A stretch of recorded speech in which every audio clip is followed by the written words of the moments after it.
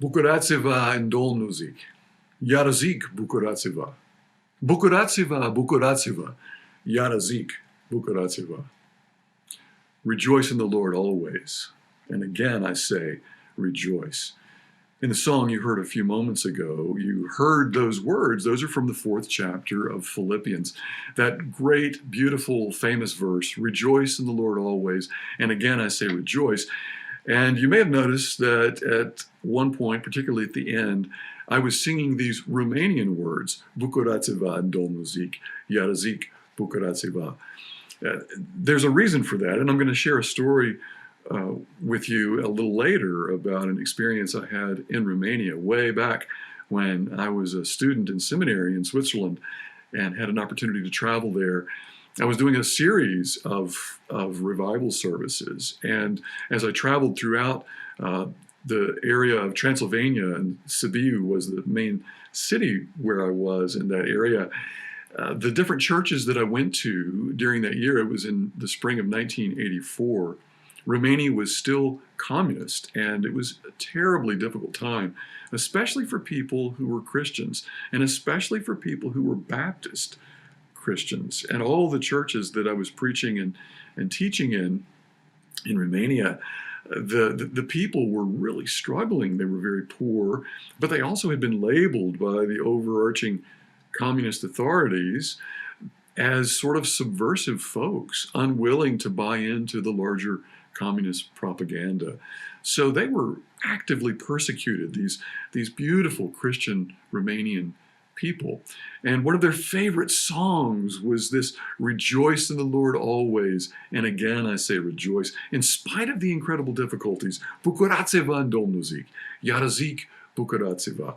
And it was a song that, for me over the years, has kind of echoed in my heart, in my mind, as I remember those beautiful friends, those great Christian representatives of the gospel being lived out in ways that were so inspiring in this very difficult time, in this very difficult yet beautiful land of Romania. So our previous 2 weeks ago, when we talked about this verse, rejoice in the Lord always, and again I say rejoice, we had 5 different keys, 5 keys to unlocking isolation.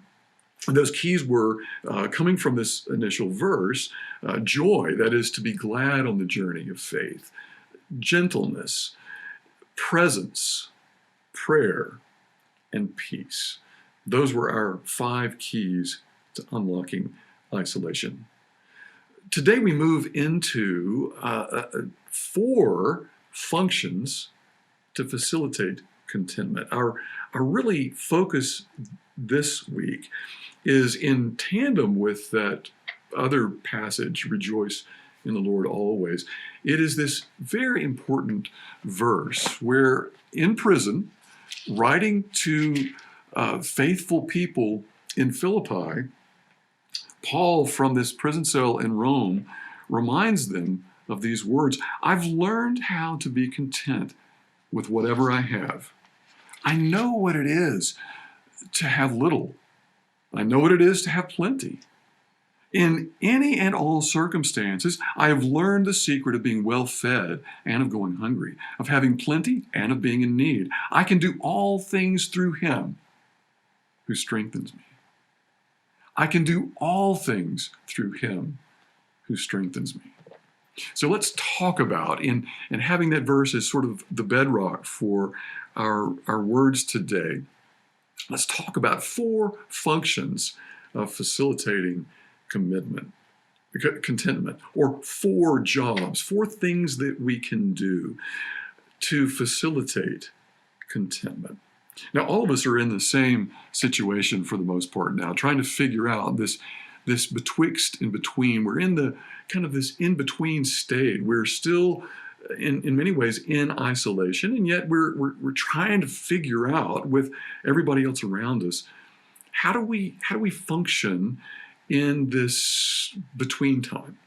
How do we move into still trying to be community, to be kind, to be with other people, whether it's on a Zoom call, in a Sunday school class where we're seeing people's faces on a screen, or whether we're interacting with people from a distance in a grocery store, or waving to people as we try to move around in our neighborhoods, or simply feeling a little like maybe you do, like I do, feel a little strange in wearing a mask and not really being sure how to interact with other people. Let's talk about 4 functions or 4 jobs to facilitate contentment in these strange and difficult times. Let's work with this movement in our lives and take Paul's words from this prison cell in Rome, writing to these faithful folks, these good friends of his in Philippi, and what emerges for us in this text. Well, one thing I love about Philippians is it has a few simple surprises in it. It has some hints really out there in plain sight.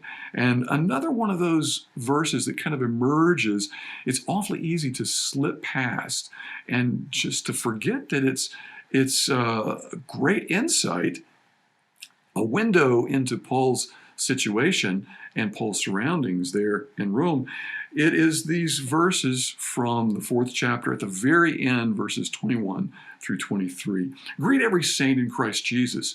The friends who are with me here greet you. All the saints greet you, especially those of the emperor's household.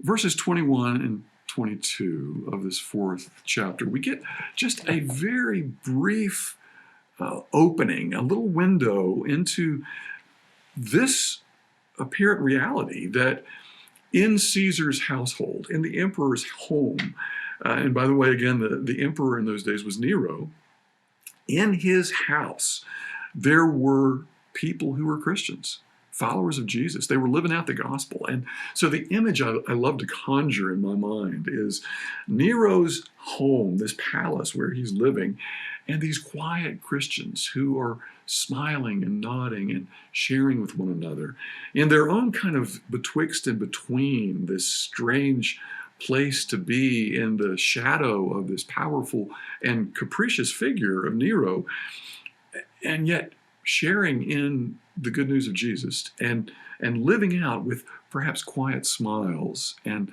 nods of affirmation, this sense of contentment and quiet peace and joy in the presence of Christ in us, alive and well and beautiful in the emperor's household.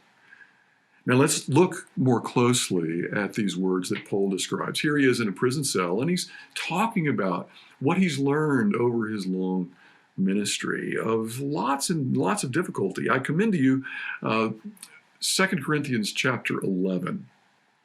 Chapter 11 gives kind of a biographical sketch of all the stuff that Paul has endured. In 2 Corinthians chapter 11, he talks about not only being imprisoned, but being beaten, being shipwrecked, being pushed out of communities, being stoned, being all kinds of things happening to him that were extraordinarily difficult, including some kind of physical malady that we don't know exactly. Some say Paul had suffered from malaria. Some say he had some kind of disability. Some say that he had difficulty with his eyesight. We don't know exactly. What we do know is that he suffered a lot of stuff. So read 2 Corinthians chapter 11, and you'll get a sense, first of all, of just kind of a perspective that if you think you're having a bad day, reading 2 Corinthians 11 will help you feel a little better about your own predicaments. But it also adds this substantive context for when Paul talks about, I've learned how to be content with what I have. He really knows what he's talking about. He's in prison, but it's not just from his prison experience. It's from all these other incredible hardships that he's endured previously. So let's talk about 4 keys or 4 functions, 4 jobs that we can do ourselves to facilitate our own contentment. And some of you are familiar with the Serenity Prayer. Reinhold Niebuhr, back in 1932, 1933, prayed these words, and it was in the midst of the Depression.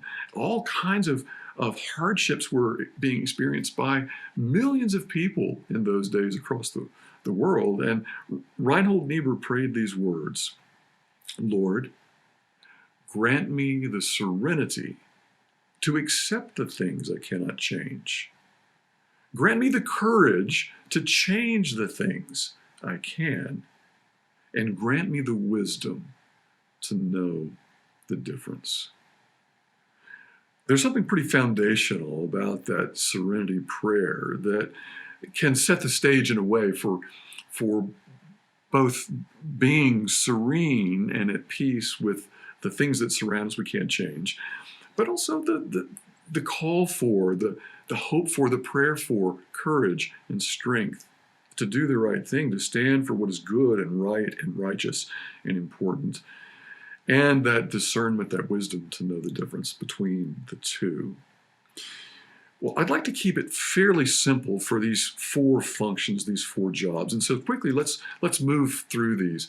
The first is one that I'd like to just call upon us all to simply, this first function, this first job, to notice, to watch, to be aware, to be mindful of what is around us.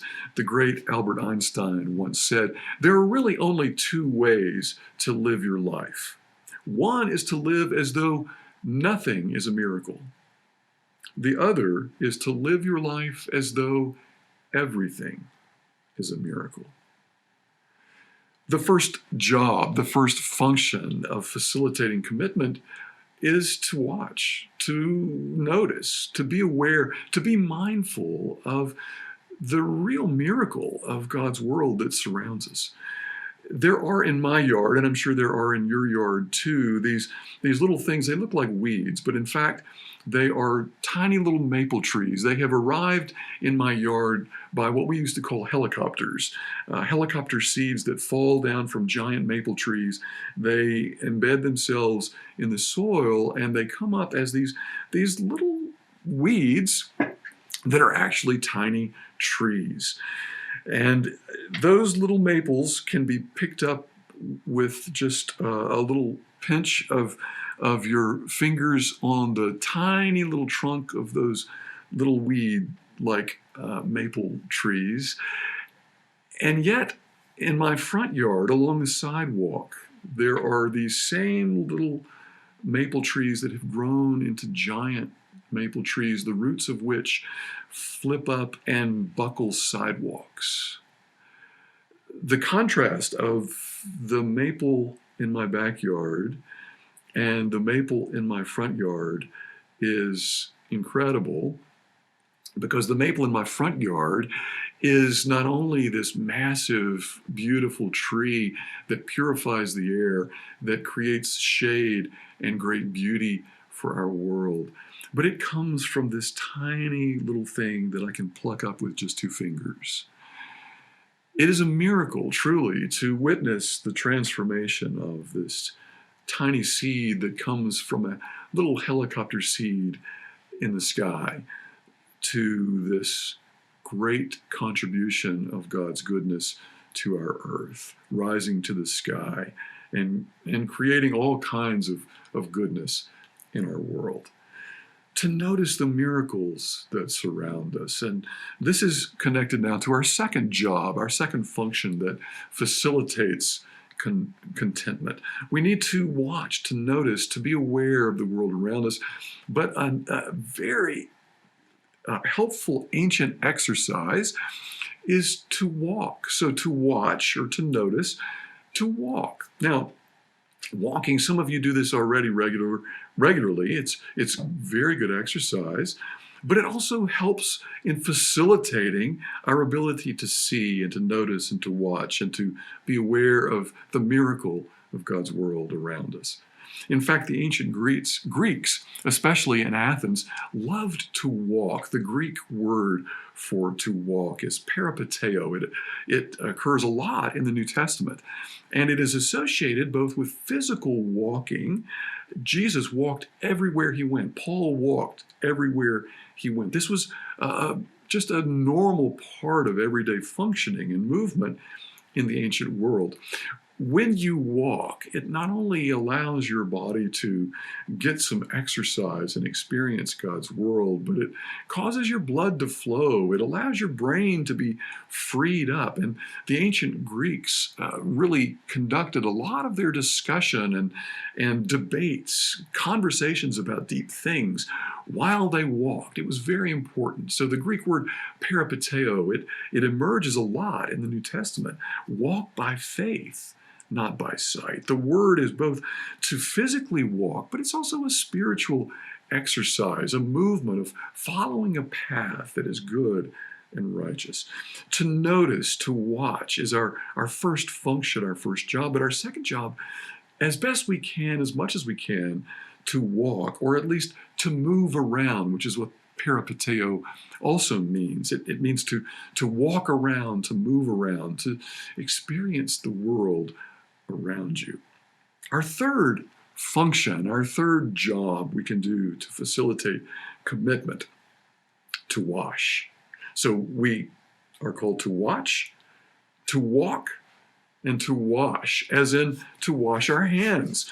Now, I know we've heard this a lot. We keep hearing, wash your hands, wash your hands. Well, it turns out there's something really miraculous even with this exercise. It sounds very practical, and it is, but it's also a holy exercise because it, just like walking and watching, it is a biblical term that comes way back from the very beginning of the Jewish people.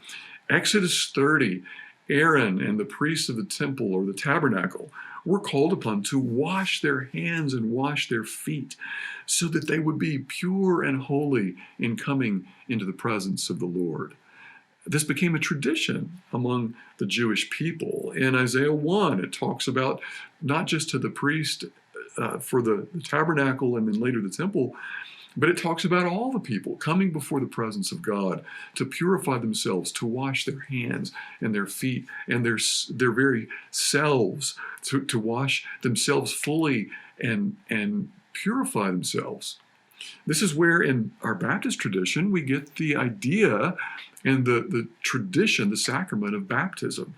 It is this reclaiming this very Old Testament tradition from the Jewish people to say there is something very holy, purifying, and cleansing about washing ourselves.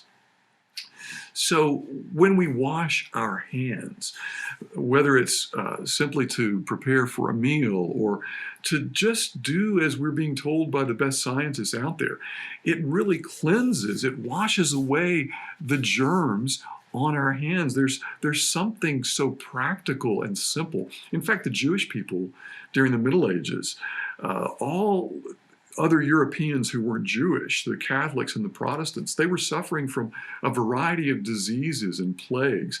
And yet, interestingly, paradoxically, it seemed that the Jewish people remained fairly healthy. Nobody could figure this out, and they assumed that somehow the Jewish people were spreading diseases among those who weren't Jewish, when in fact, the Jewish people were remaining healthy because they were practicing what they had been doing for hundreds, even thousands of years. They'd been washing their hands and purifying themselves.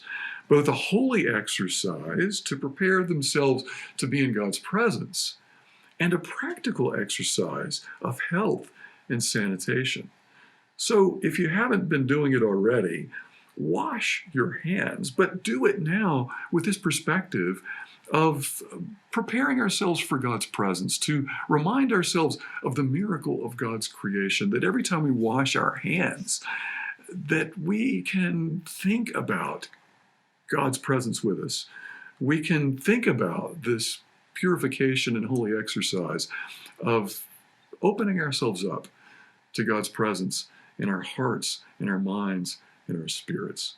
So we can watch, we can walk, we can wash, and finally, we can create. I know it doesn't start with a W, but nevertheless, it is a function that really facilitates a sense of goodness and contentment. I can imagine that Paul, in his own isolation in the prison cell, he's busy writing letters to friends. He's busy writing letters to churches. He is creating texts that are valuable. In fact, we know from 2 Timothy, Paul appeals to Timothy, please be sure when you come to visit me, bring the cloak that I left, my coat, bring that because it's a little chilly in this jail cell, but also bring my books and my parchments, especially my parchments.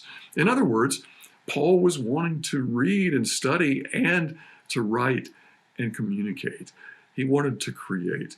But you know, as well as I do, there's something really holy and special about creating things.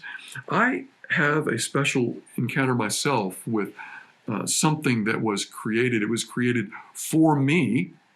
It was on that Romanian trip that I mentioned back in 1984 when I was preaching these series of sermons and Bible studies all around this area around Sibiu in Transylvania in 1984. And one of the churches where I was preaching, it was a small congregation, a beautiful little sanctuary in a fairly remote area in the Transylvania region of Romania. And I noticed in the back of this little sanctuary, there was a woman who was looking down the whole time that I was preaching. And frankly, it was a little bit disconcerting to me because it felt like today when someone is just texting or looking at their cell phone or they're distracted when we're conducting a Bible study or giving a sermon, it feels disconcerting, like, well, what I'm saying must not be important. It must not be good. I must be insufficient in what I'm saying. So it made me really paranoid. And I started getting kind of frustrated that this woman was looking down and she was so busy clearly doing something else. And in my opinion, not listening to the profound words that I was sharing as a 24-year-old seminary student from the United States through Switzerland and here in Romania. Well, my sermon finished, the worship service was completed. As we were leaving, it was a rainy, stormy day. The roads in this part of Transylvania were not paved, and there was this mud, this terrible messiness that we had to move through to get to the car that we were going to be going to the next church in. And as we're moving through the mud to get to that car, I hear behind us, wait, wait. And in Romanian, she comes out, and in her beautiful language, she says, this is for you. And she holds up this tapestry, this beautiful Romanian weaving.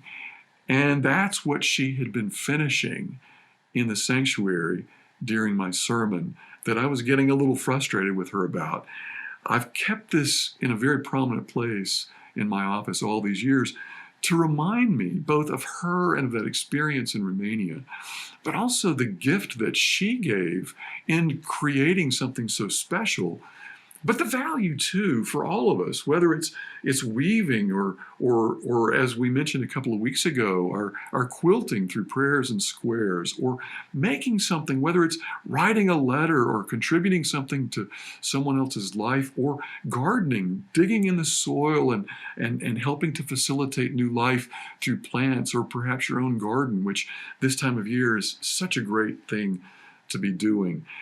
There are so many ways we can create. We can offer something to the world that is holy and beautiful. In fact, we can offer ourselves as God's good creation through us and to us.